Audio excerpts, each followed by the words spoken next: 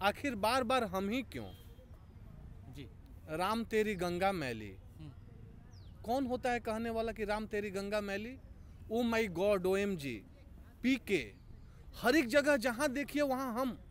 सहिष्णु का परिभाषा क्या अब यही रह गया है कि हमारे धर्म को अब मूवीज पर भी ले जा करके हमारे धर्म का मजाक उड़ाने का कार्य आप लोग करेंगे, हमारे देवी देवताओं के साथ खिलवाड़ करेंगे। एक कमलेश तिवारी जो आपके आराध्य के बारे में, मैं उसका वकालत नहीं कर रहा हूं, लेकिन अगर वो आपके आराध्य के बारे में कुछ बोलता है और कुछ बोलने के बाद माफी मांगता है, फिर भी उसके साथ क्या होती है ये पूरे भारत ने देखा। लास्ट ईयर का घटना है। जी जी। क्या आप सेम चीज अपने साथ भी करवाना चाहते हैं? क्या हो रहा है राष्ट्र में? 2014 के बाद कहीं से तो ऐसा हुआ कि बमुश्किल से लोग अपनी भावनाओं को समझने लगे, लोगों को पता चलने लगा कि वास्तविकता क्या है, हमें कैसे रहना चाहिए। आपको उससे भी तकलीफ हो रही है। और इसमें मुसलमानों से ज्यादा दोष वैसे जयचंद हिंदुओं का है, चाहे वो तिग्मांशु धूलिया हो या गौरव सोलंकी हो या आपकी अपर्णा पुरोहित हो जो कि अमेजन की CEO हैं, कंटेंट हेड हैं, जो कि OTT प्लेटफॉर्म पर ऐसे सब सीरीज रिलीज किए जाते हैं। आप पैसे के लिए, आप तनिक ख्याति पाने के लिए अपने धर्म के साथ खिलवाड़ कर रहे हैं। मैं तो कहता हूं कि मुसलमान कट्टरपंथी होता है, लेकिन आप किसी मुसलमान को पैसे पर खरीद कर दिखा दीजिए, मैं अपना नाम बदल दूंगा। यही तो सीखने की आवश्यकता है। गलती है अली अब्बास जाफर का, गलती पूरी तरह से है जिसान अयूब का, लेकिन जो करवा रहा है, जो कंटेंट हेड है, जो अपने प्लेटफॉर्म पे उसको रिलीज कर रहा है, उसको भी हम नजरअंदाज नहीं कर सकते हैं, क्योंकि असली कल्प्रिट तो वो है। तिग्मांशु धूलिया को देख लीजिए, इन्होंने आज से 7-8 साल पहले एक मूवी बनाया था जिसका नाम था gangs of Wasseypur. Gangs of Wasseypur का असलियत और सच्चाई आपको पता है क्या है? आज भी वहां पर रामाधीर सिंह का परिवार जिंदा है, आज भी सिंह मेंशन वहां पर है। इसने क्या दिखाया था कि एक माइनॉरिटी कौम का लड़का बोलता है कि मैं बदला लूंगा, मैं बदला लूंगा, और पूरे देश में फैजल खान हिट हो गया। ऐसी कहानियां आप बनाते हो, फिर भी लोगों ने कुछ नहीं बोला कि एक मूवी तक है। अब वहां से आपका मन इतना बढ़ गया कि आप हमारे आराध्यों के प्रति कुछ भी बोलोगे। आप ऐसा दिखाते हो कि जिसान अयूब जो है वो शिव के कैरेक्टर में है, और वो आता है स्टेज पर डमरू और त्रिशूल लिए हुए है, और बगल में एक कोई आता है और आकर क्या बोलता है कि आजकल शिव से ज्यादा राम की पॉपुलैरिटी हो रही है सोशल मीडिया पर। तुम हो तय करने वाले? हम तुम्हारे कौम के बारे में तय करना शुरू कर दें? हम हलाला पर बनाना शुरू कर दें वेब सीरीज, हम मुतल्ला पर बनाना शुरू कर दें, हम सिया और सुन्नी पर बनाना शुरू कर दें? टिक पाओगे या बर्दाश्त कर पाओगे तुम?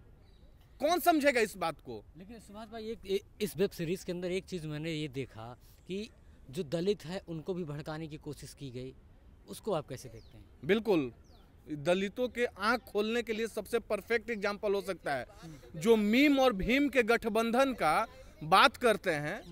उन लोगों से पूछे कि कौन सा मीम और भीम गठबंधन है। जब मीम वालों ने भीम के विधायक को, भीम का मतलब कि दलित विधायक को बुरी तरह से कूटा था वहां पर बेंगलोर में, आपको याद होगा, उनके घर तक को जला दिया गया था। कैसा मीम और भीम का गठबंधन था? और इसमें तो CRPC SC ST एक्ट के तहत जो कुछ भी एक दलित के प्रताड़ना के लिए, एक दलित के भावना को ठेस पहुंचाने के लिए जो भी CRPC के एक्शन के तहत मुकदमा दर्ज होता है, उसमें मुकदमा दर्ज होकर के और माफी से काम नहीं चलेगा। क्योंकि अगर आप माफ कर देंगे तो फिर उनके दिमाग में यही बैठ जाएगा कि आखिर ज्यादा से ज्यादा ये करेंगे क्या? ये 2 दिन 4 दिन आंदोलन करेंगे, प्रदर्शन करेंगे, हम माफी मांग लेंगे, हमारा काम हिट कैसे, मैं बताता हूं आपसे।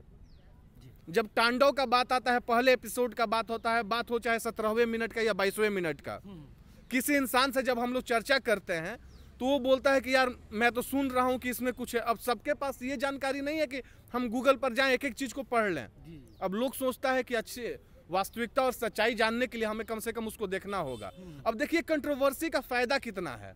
जब कोई उसको देखने जाता है तो वहां पर क्या होता है, 1 से 1000, 1000 से लाख, लाख से 10 लाख, 10 लाख से बिलियन, ऐसे लोग देखना शुरू करते हैं। सामने वाला कंटेंट लिखने वाला, चाहे वो कंटेंट का स्क्रिप्ट राइटर हो या प्रोड्यूसर हो या डायरेक्टर हो, बोलता है क्या फर्क पड़ता है, माफी हमने मांग लिया, ना IB मिनिस्ट्री ने मेरा कुछ किया, ना किसी सरकार ने मेरा कुछ किया, ना कॉम वालों ने कुछ मेरा किया, मैं हिट हो गया, मेरे पास पैसा आ गया, मेरा प्रोडक्शन हाउस भी बम बम है, तो हमें तो ऐसा ही कंटेंट तैयार करना है।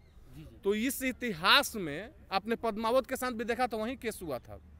पद्मावत का विरोध करने वालों को गुंडा करार दिया जा रहा था, और जो लोग गुंडा करार दे रहे थे वो लोग जब पद्मावत चूंकि एक कंट्रोवर्शियल मूवी बन चुकी थी, जब हिट हो गई, तो वो लोग तथा कथित सेकुलरिज्म और लिब्रांडू सारे जितने सारे हैं इस बात को आगे बढ़ाने वाले, उन लोग का अलग ही थेसिस इस राष्ट्र में चलने लगा था।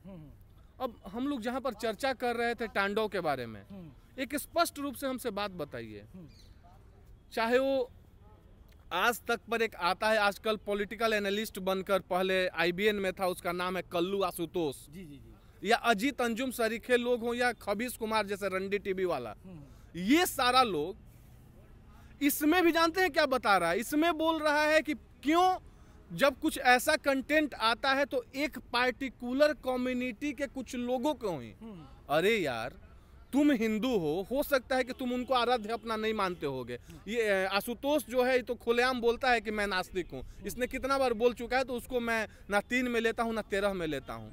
लेकिन एक बात ये बताइए सुभाष भाई कि इस वेब सीरीज़ की अगर बात करें तो वेब सीरीज़ के अंदर एक चीज़ बड़ी दिखाई गई है, जब पुलिस वाला एक पर्ची देता है तो उसमें खाली 3 मुसलमानों के नाम होते हैं, लड़कों के।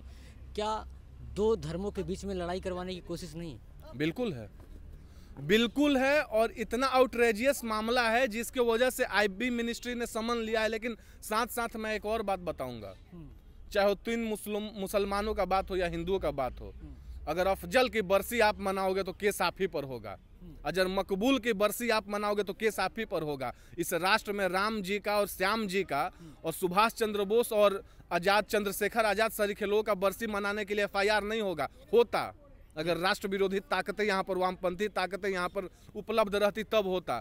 आज राष्ट्र में जब राष्ट्रवादी ताकतों की सरकार है तो आप इस बात का विश्वास मान लो कि आप अफजल और मकबूल के जयंती को और बरसी को मनाकर महफूज नहीं रह सकते हो इस राष्ट्र में। और हमारे जैसे हिंदू राष्ट्रभक्त, कट्टर हिंदू राष्ट्रभक्त कह रहा हूँ, कट्टर हिंदुत्व का मतलब होता है कि वो सामने वाले को कैसे जिंदगी जिया जाता है उसको जीने का तरीका सिखाए। हमारे जैसे कट्टर राष्ट्र हिंदू भक्त इन सब चीज़ों को नहीं बर्दाश्त करेंगे। और एक और बात बता दे रहा हूँ कि ये तो अभी हम लोग सोशल मीडिया के चैनल से बोल रहे हैं, कहीं भी किसी से भी बहस करने के लिए तैयार है, और जरूरत पड़ा तो यही जूता चाहे वो अब्बास जफर के मुंह पर होगा या जिसान अयूब के मुंह पर होगा। और मैं क्यों ये बात बोल रहा हूँ, आपने बोला कि 2 बार माफी मांग लिया, आपको पता है ये जिसान अयूब कौन है? लास्ट ईयर इसी दिल्ली में शाहीन बाग हुआ था जहां पर सीए के विरुद्ध में आंदोलन हो रहा था। जेएनयू में जब एक घटना घटा तो पता ही है क्या बोलता है सोशल मीडिया पर आकर, अगर आपने नहीं देखा होगा तो प्लीज मेरा आग्रह आप जाकर देख लीजिएगा। मैंने देखा। बोलता है कि यहाँ पर अब सरकार गुंडागर्दी पर उतर गई है, दिल्ली पुलिस गुंडागर्दी पर उतर गई है, और मैं एक पार्टिकुलर कम्युनिटी के लोगों से आग्रह करता हूं कि जाकर शाहीन बाग में ज्यादा से ज्यादा संख्या में वहां पहुंचें। अगर नहीं पहुंचेंगे तो जो जेएनयू में हुआ वो आपके साथ किया जाएगा। उसका इशारा कहां पर था? अरे यार, अगर आप एक्टर हो तो आपका कैरेक्टर पूरा देश देखता है, और आप अपने कैरेक्टर को, एक कौम को, एक बहुत लिमिटेड एडिशन के लोग हैं, लिमिटेड एडिशन का थॉट है, उस विचारधारा को, उस विचार प्रवाह को सिर्फ संरक्षित करने के लिए और सुरक्षित करने के लिए अपने थॉट को दे रहे हो। क्या राष्ट्र के लोग अब यही चीज देखना चाहते हैं? और आप हमसे बताइए, जब तांडव को लेकर इतना बड़ा कंट्रोवर्सी हुआ, और इसको मैं कंट्रोवर्सी नहीं बोलता हूं क्योंकि आपने मेरे साथ गलत किया, हम लोग इस राष्ट्र के रहने वाले लोग हैं, हम लोग इतने सहिष्णु लोग हैं कि हम यहाँ पर 75% से ज़्यादा हैं, फिर भी आप बहुत अच्छे से रह सकते हैं, आप स्वतंत्र रूप से अपने विचारों को रख सकते हैं। यही मलेशिया में 61% जब मुस्लिम हो जाता है तो मलेशिया को मुस्लिम राष्ट्र घोषित कर दिया जाता है। फिर भी अगर आप हमें कम्युनल कहते हो तो हम भारत माता की रक्षा के लिए, राष्ट्र की रक्षा के लिए कम्युनल कहलाने के लिए बार बार तैयार हैं, और हमें खुशी है कि आप कम्युनल बोलते हो। 1 मिनट, लेकिन कितने लोगों ने विरोध किया? ये स्वरा भास्कर जो बार बार मुंह उठाकर चली आती है, एक बार भी आपने इसका विरोध देखा? वो तो स्वरा भास्कर तो कह रही हैं कि मैं हिंदू हूँ, मुझे इस वेब सीरीज से कोई तकलीफ नहीं है। अब यही तो बात है ना, हम लोगों जैसा लोग उनको हिंदू मानता ही नहीं है। हमारे जैसे लोग, जब तुमको पहलू और अखलाक के मौत पर जितना दर्द होता है, जो घड़ियाली आंसू तुम बहाती हो, अगर सेम कार्य तुम कमलेश तिवारी के मौत पर लखनऊ में उनके घर जाकर के करती तो हमें समझ में आता कि नहीं, तुम निष्पक्ष तरीके से सहधर्मिता की बात कर रही हो। लेकिन तुम्हें तो एजेंडा चाहिए। तुम तो कन्हैया कुमार के साथ क्या क्या शेयर करने वाले इंसान हो, तुम क्या चर्चा करोगे? वहाँ पर उमर खालिद और कन्हैया कुमार ने जो किया, मैं हिंदुत्व का भी बात नहीं कर रहा हूँ, मैं राष्ट्रभक्ति का बात कर रहा हूँ। राष्ट्रभक्ति किसी भी कौम में आ सकता है, चाहे वो हिंदू हो, मुसलमान हो, सिख हो या ईसाई हो या जैन हो या पारसी हो या बौद्ध हो, किसी भी कौम में राष्ट्रभक्ति आ सकती है।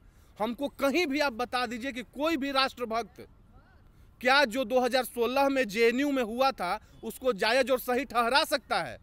अगर सही ठहरा सकता है तो मैं उसके साथ कंधे से कंधा मिलाकर चलने के लिए तैयार हूं।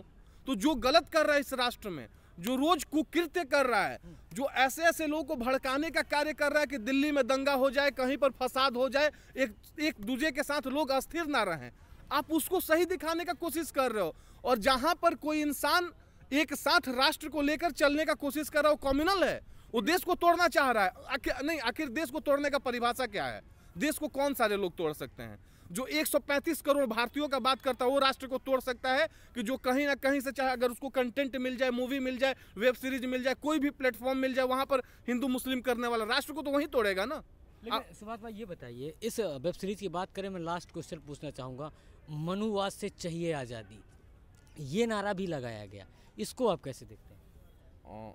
आज भी बहुत सारे ऐसे लोग हैं जो लोग इस बात को नहीं समझ पाए हैं कि अगर मनुवाद में कहीं चर्चा है कि एक ब्राह्मण किसी मंदिर का पूजा करता है, किसी मंदिर का पुजारी होता है, तो मैं स्पष्ट रूप से उन लोगों से एक बात पूछूंगा, चाहे ठंड का मौसम हो या गर्मी का मौसम हो या बरसात का मौसम हो, वो इंसान जो मंदिर का पुजारी होता है वो सुबह में ब्रह्म मुहूर्त में 3:30 से 4 बजे उठकर और पहला पूजा करता है। इस राष्ट्र में कितने सारे ऐसे लोग हैं भाई साहब जो डेली नहाकर पूजा कर लेते होंगे, और ऐसे लोग इस थीसिस पर चर्चा करने आ जाते हैं। आज तक आपने सुना होगा हर एक जगह लोग बोल देते हैं हवस का पुजारी, एक वर्ड दिया जाता है हवस का पुजारी, लेकिन आपने कहीं नहीं सुना होगा हवस का मुल्ला। आखिर क्यों? और ये लोग मनुवाद पर चर्चा करने वाले हैं। मनुस्मृति में क्या लिखा गया है मैं भी जानना चाहता हूं। मनुस्मृति में ये नहीं लिखा गया था कि किसी को पहले ही से अलग कर दिया गया, वहां पर यह लिखा गया था कि मनु के अनुसार जिसके पास भुजा था, जिसके पास बाहु था, जिसने हाथ से लोगों का रक्षा किया, उसको क्षत्रिय कहा गया। तो ये किसी जात को डिफाइन नहीं किया गया था, ये बताया गया था कि जिसने अपने भुजा से, अपने बाहु से लोगों का रक्षा किया है वो क्षत्रिय है। जिसने दिमाग चला करके लोगों को एक साथ रखा है वो पंडित है। जो अगल बगल का हर एक जगह का कार्य करता है, जिसको इससे नीचे अब इसके एक बॉडी को आप समझते हैं तो आप एक बॉडी में किसी को SC ST, किसी को जनरल, किसी को OBC के कैटेगरी पर नहीं डिफाइन कर सकते हैं। Based on the work which they were performing, इस बेस पर उसको कैटेगराइज किया गया था। उसमें आपको परेशानी है। आखिर किस तरह के मनुवाद से आज़ादी? मैं पूछना चाहता हूँ, मनुवाद का मतलब क्या होता है आपके अनुसार? तो आप जिस मनुवाद की आज़ादी का मांग कर रहे हैं, इसके अनुसार तो मुझे यही लग रहा है दिल्ली पुलिस को मारो उसके लिए आज़ादी, CRPF को मारो उसके लिए आज़ादी, BSF वालों को मारो उसके लिए आज़ादी, अफजल मकबूल का, जिसान जैसे लोगों का, कसाब जैसे लोगों का नारा लगाते रहो, उनकी बरसी में जाते रहो, उनके चालीसा में जाते रहो, इसकी आज़ादी। और राष्ट्र में अगर कोई राष्ट्रहित का काम हो रहा हो उसका विरोध करो, उसकी आज़ादी। तो उसकी आज़ादी तो आपको इस राष्ट्र में कभी नहीं मिल सकती है। इस राष्ट्र में अगर आपको सही तरीके की आज़ादी चाहिए तो आप किसी भी कास्ट, क्रीड और रिलीजन से आते हो, आप सही करते हो तो आपके साथ यहाँ के लोग हैं। अगर आप गलत करेंगे तो या तो यहाँ के कानून, नहीं तो यहाँ के लोग भी इतने जागरूक होते चल जा रहे हैं कि एक बात मैं लास्ट में आपसे बताना चाहता हूँ राजवीर जी, ये पहला नहीं है, ये जो कंट्रोवर्सी चल रहा है ना, ये पहला कंट्रोवर्सी नहीं है, लेकिन इतना हमें सुनिश्चित करना है कि आखिरी होना चाहिए। धर्मो रक्षति रक्षितः, धर्म से ही एक दूसरे का रक्षा होता है। जो धर्म की रक्षा नहीं कर सकता है वो इस संसार में नपुंसक के समान है, ना मर्द के समान है। Thank you.